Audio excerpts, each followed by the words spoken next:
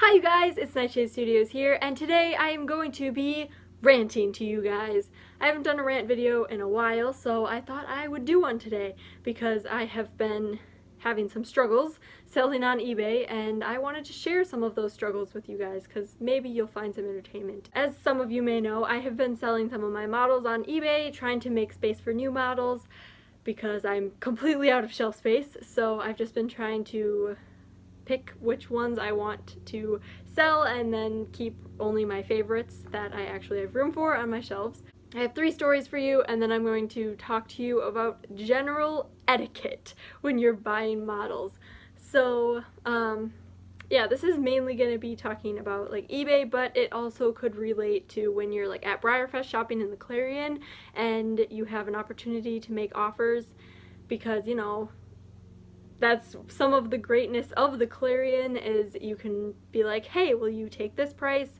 And they can say yes, no, whatever. So eBay has kind of something similar to that. There's the or best offer option. So for some reason I've been listing my models and every single one of them eBay puts the or best offer option, and I haven't taken the time to figure out how to take that off. First story, I was selling my pink ribbon horse, the Andalusian Stallion one, and I had him listed at $40. Someone sent me a best offer for $30. I was like, okay, $10 leap, that's a little extreme, but whatever. I'll make a counter offer. So I made a counter offer for $35, thinking, okay, that's right in the middle, pretty reasonable. This person sends me back another counter offer for $32. I'm like, okay, you really want to pay not that much for this horse. So I read their, because you can send like a message along with it, so they said, I don't want the total price to be over $40 because my daughter's probably only gonna play with this for like 5 minutes and then never touch it again. And I'm just sitting here like, excuse me, how is that my problem? Just pay the money for this horse because I don't want to lose money on it. That sucks when you're selling horses and you lose like $5. No thank you. But I decided, alright, whatever, I'll just sell him to her for a whomping $32, even though I bought him for like 40, I think. Alrighty, we'll make that little girl's day, even if it's just for 5 minutes, at least she'll be happy. Another example is I was selling my Gigi Valentine and Heartbreaker. I have listed for $45, because again, that's what I paid for them, and they're in really good condition. My Heartbreaker even won, a 9th place, I think, at the youth show in 2015. This person sends me a best offer of, again, $30. That is a $15 difference. $15! That's like 30% off of this horse that you're casually just chopping off, being like, hey, will you take $15 less? No. Again, I make a counter offer, I'm like, okay, how about 40? That's still less than I paid for them, but it's reasonable. It's somewhere in the middle. So then I put in my message to her, I was like, hey, I paid $45, so I'd prefer not to go too much below that. Declines the offer. Like, okay. Usually I have a set way that I set prices on eBay. I look at the cheapest prices on eBay and I try to keep my prices towards the low end that I'm seeing, and I also think about what I paid for them. So it's usually a combination of factors that I put together to decide how much I'm selling the horse for that makes the most sense. One more story.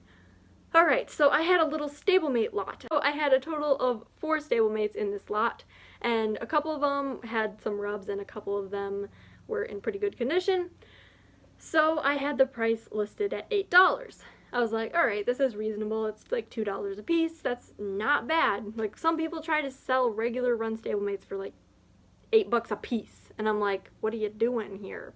They're like $3 or $4 in stores, so I don't know why you're selling it for twice that price, but whatever. So I had them for $2 a piece, $8 for the whole lot. So anyway, I get an offer for $5.50. I'm like, alright, again, let's just chop the price 30% off, that's fine. But I accepted it because I'm like, well, a couple of them are kind of have rubs anyway, so we'll just be nice and just get rid of them, considering I was planning on giving them away for like find me challenges at Briarfest, but I forgot to bring them. So, whoops. I was like, okay, whatever. We'll just give them a cheaper price for this. And then I'm packing them up and about to send them, and I like to pack my models nicely so they don't get broken in transit. So I had them in bubble wrap, and they were in like probably a container like this, like not a super big container, but I put in the measurements, and to ship it, it was like $6. So this person paid like a total of $8, $5.50 plus whatever the shipping was. So it's like $8. And then I get there and I'm like, okay, $6 shipping? Here you go, here's your $2 for 4 horses. So they ended up paying like 50 cents a piece, which that one was mostly my stupidity for not thinking about the shipping part, but oh well, they got some cheap ponies that I was gonna give away anyway, so I guess whatever works. So anyway, those are some of my little struggles and annoyances through selling on eBay.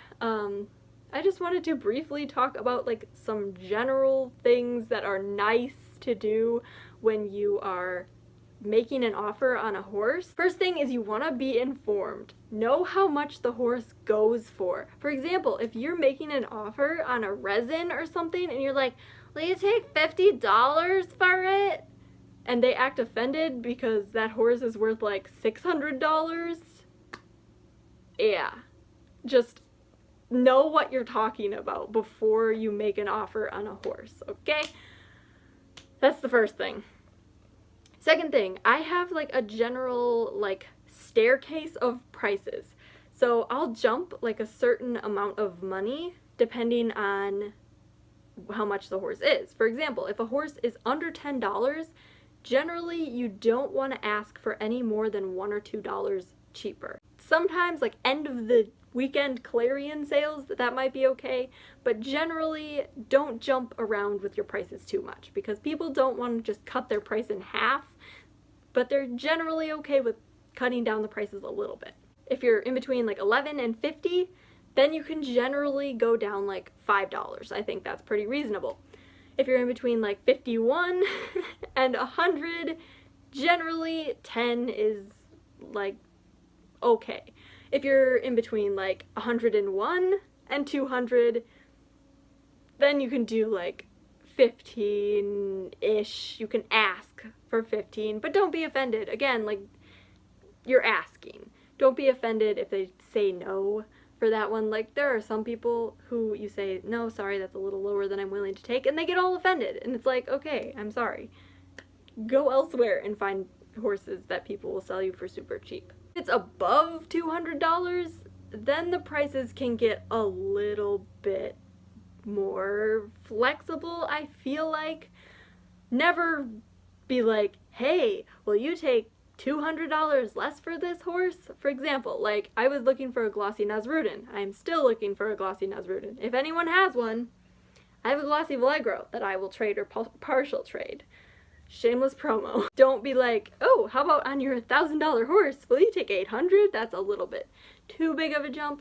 But for example, I found a sand dollar on model horse sales pages for $400, and I was like, I just got paid, but all I have left is $350. Will you take that for him? And they replied and said, I would have taken that from you, but I just sold him for that much to someone else. And I was like, dang. But you know, if it's a really big sum of money, you can be a little bit bigger with your leaps, but I don't want $15 leaps on a $40 horse. I did that once and I felt really, well, actually I did it twice. The first time was my Ryman. She had him listed for like $100, and I was like, will you take $80? And that was a little bit of a ridiculous jump, and I felt bad for her. But she's like, how about $85? So I ended up getting him like really reasonably priced, but I felt like a complete jerk. Like, looking back on this, I didn't really know the rules of Clarion buying back then, but I felt really bad cutting off like $15 of that horse, but what can you do? And then another one is my JCPenney Bouncer. This one I found at the Clarion, and it's a mare. This one was listed for $150 at the Clarion, and I went to the room and I saw her and I was like, oh my gosh, I need this horse for my conga. And I looked in my wallet and I only had $124. So I was like, hey, I know this is kind of a long shot and it's a big jump, but I literally only have $124 left, so will you take that for her? And like, I was totally like not expecting her to say that's okay, but she's like, yes, I don't want to bring her home, so you can just take her for that much. So that was something, like, if you are asking for a big jump in price, make sure you're being super grateful for it. And if they say no, just be like, okay, well, thanks anyway. Like, don't get all offended if they don't accept your offer. Some of the things I said was like, I know this is a long shot. This is all I have left. Like, I explained myself and made sure she knew, like, if she said no, I wouldn't feel bad about it. I'm so glad she said yes, but I would have totally understood if she was like, no, that's much too big of a jump. This turned into a far longer rant than I expected. Some of you are probably going to be like, wow, Grace, way to get really worked up over nothing. And yes, I probably got a little too excited about this, but just be considerate when you're purchasing models from people. Don't make ridiculous offers. These weren't like the worst offers I've ever had. Like, it's not awful. It's just a little, like, I expected more. I was like, dang it. I don't like this or best offer thing. But yeah, just, I wanted to put this out there to inform people of when people are selling stuff, just some of the guidelines that I try to follow personally. Everyone will have their different guidelines that they try to follow. So of course, this isn't like the way to do it or anything like that. If you have done any of these things in the past, I'm not personally attacking you or trying to offend you or anything like that. It's just all in good fun, you know. Please like this video if you enjoyed it and you want to hear more random rants from me in the future. I have a few ideas. And please comment below some rants that you have, or like flaws in the model horse community that you'd like me to do videos on. And also subscribe to my channel so you never miss another video. I'll see you next time. Bye!